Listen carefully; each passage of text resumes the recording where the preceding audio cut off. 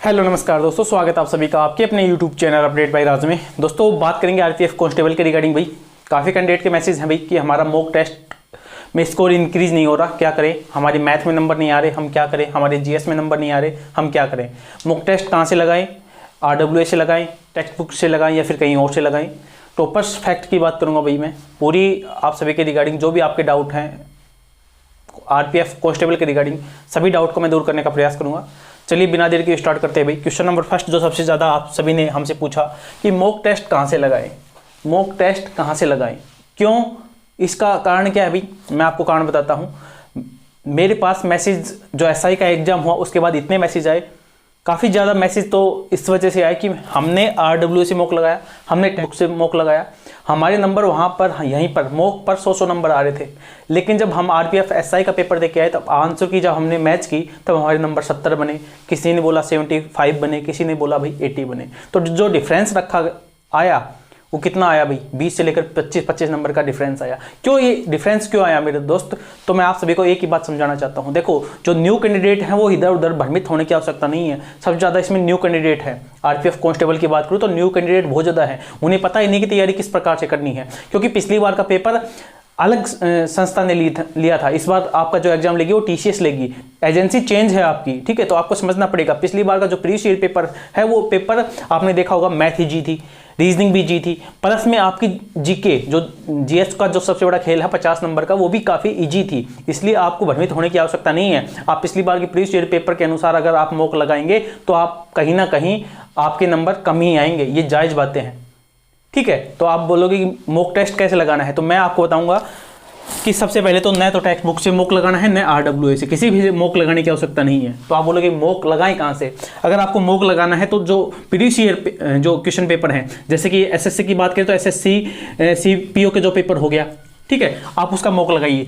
दूसरी सबसे बड़ी बात, आरपीएफ एसआई का एग्जाम हो चुका है, आप सभी को पता होगा आरपीएफ एसआई का एग्जाम हो चुका है, ठीक है। आप सभी एक बार पेपर उठा के देखना। देखो मैं आपको बताता हूं, क्वेश्चन नंबर आप फर्स्ट एक बार देखना, मैं आपको थोड़ा समझाने का प्रयास करता हूं। मैथ और रीजनिंग की बात कर रहे हैं। सबसे पहले देखो, सबसे पहले तो है एक बेईमान दुकानदार। आप क्वेश्चन देख लेना, लगभग हर शिफ्ट में है।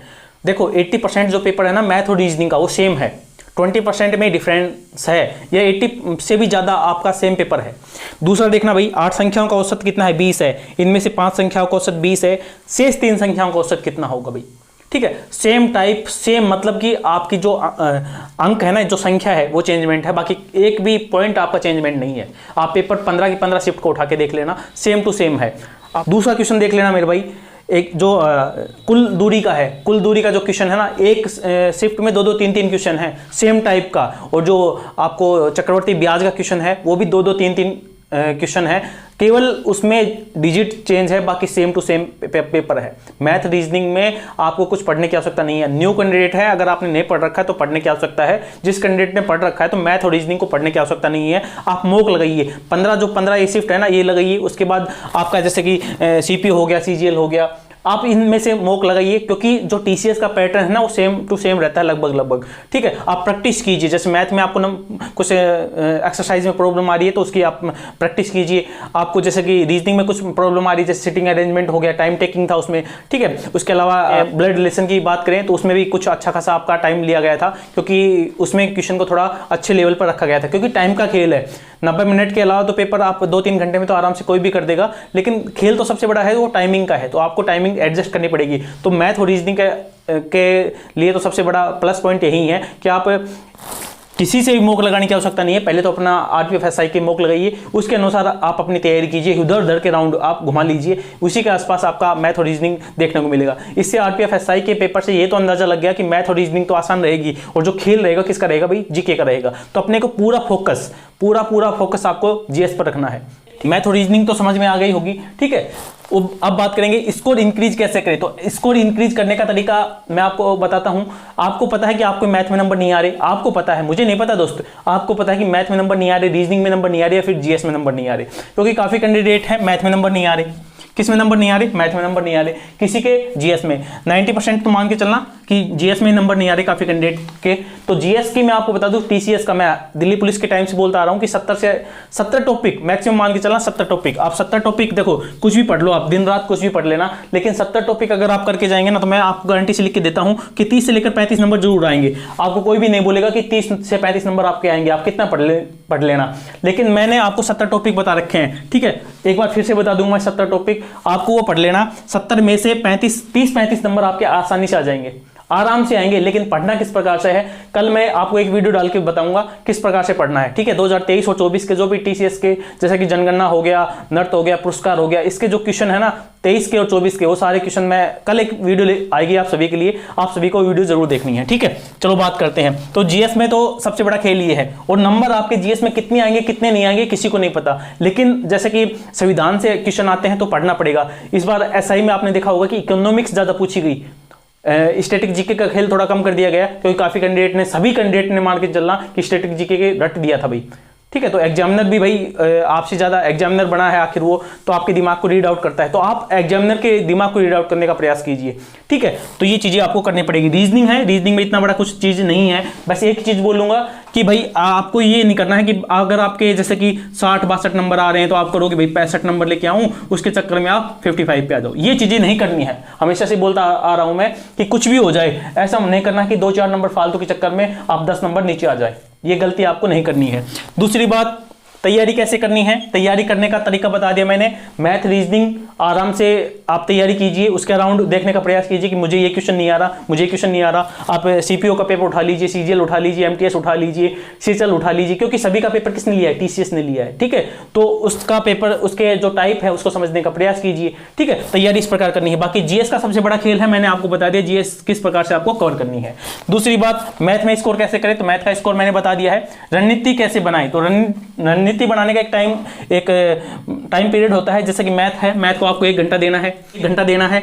रीजनिंग हो गया, 1 घंटा देना है, प्लस में जीएस को आपको 3 से 4 घंटे देने हैं। बाकी एक मॉक लगाइए, कौन सा, प्रीवियस ईयर वाला। तब आप जैसे जैसे अगर आप 15-20 मॉक अगर लगा लिया आपने प्रीवियस ईयर के, तो आप समझ जाएंगे कि जीएस कहां से आती है, मैथ कहां से आती है, ठीक है। इसलिए मैं बोलता हूं कि न तो आपको टेक्स्ट बुक से लगाना है, ना आरडब्ल्यूएस लगाना है, इनके प्रीवियस ईयर लगाने हैं आपको। किनके, इनके प्रीवियस ईयर, ना कि आरपीएफ के प्रीवियस ईयर। आप समझ गए होंगे ना, प्रीवियस ईयर किसके, एसएससी के प्रीवियस ईयर लगाने हैं, जो अभी 23 में और 24 में हुए हैं, वो समझ गए होंगे ना दोस्त। आरपीएफ के पिछली बार के पेपर नहीं लगाने हैं आपको, क्योंकि पिछली बार की जीएस बहुत ही हल्की थी। 40 नंबर 45 नंबर लाना आसान था, यहां पर 25 नंबर लाने में हवा टाइट हो रही थी। इसलिए आपको समझना पड़ेगा कि कहां से क्या पेपर चेंजमेंट हो रहा है, क्या चीज आसान है मेरे लिए, क्या प्लस पॉइंट है, क्या मेरे लिए नेगेटिव मार्किंग है। ये आपको पता है दोस्त कि आपके रीजनिंग में नंबर कम आते हैं, ये आपको पता है कि जीएस में नंबर कम आते हैं, ये आपको पता है कि मैथ में नंबर कम आते हैं, ये आपको पता है। इसलिए आप खुद से एनालाइज कीजिए कि आपको क्या पढ़ना क्या नहीं पढ़ना है। भ्रम में आने की आवश्यकता नहीं है किसी के भी चक्कर में, फिर कल बोलोगे उसने ऐसे बोला था, ऐसा हो गया। नहीं मेरे दोस्त, केवल आपकी कमी और आपकी अच्छाई आपको पता है, ठीक है।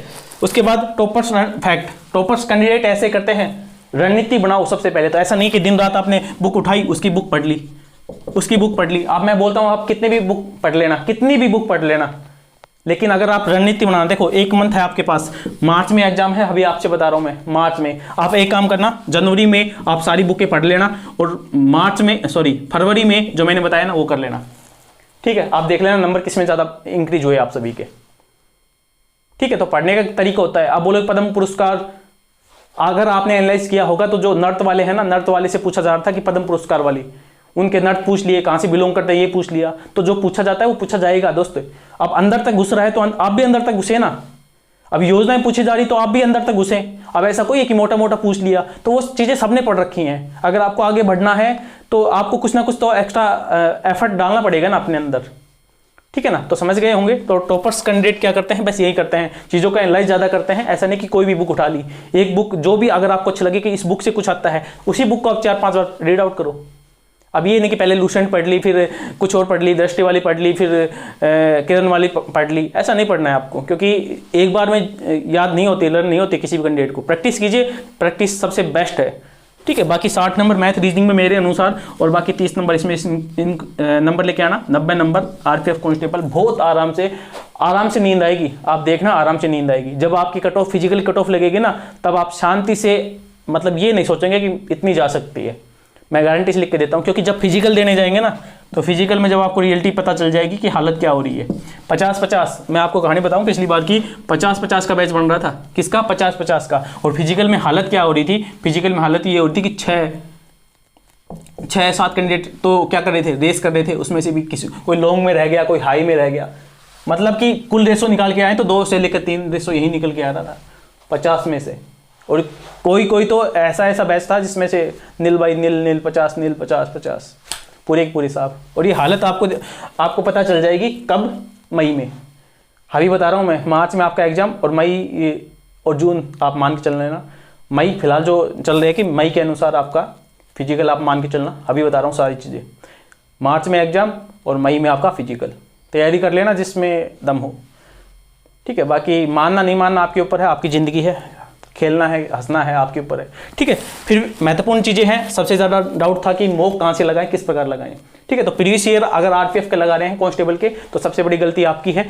और नंबर यहाँ पर नहीं लाना, आपको नंबर लाना है एग्जाम सेंटर में, वहाँ पर आपके नंबर आने चाहिए। यहाँ पर 100 नंबर आ गए, 120 आ गए, स्टेटस डाल दिया, रील बना दी, सेकंड बार अटैम्प्ट करके कुछ भी डाल दिया, वो आपकी मर्जी है। अगर आपको अटैम्प्ट करना है तो घर वालों रिश्तेदार जो अगर दोस्त फ्रेंड जिसको भी आपको खुश करना है वो आपके ऊपर है, ठीक है।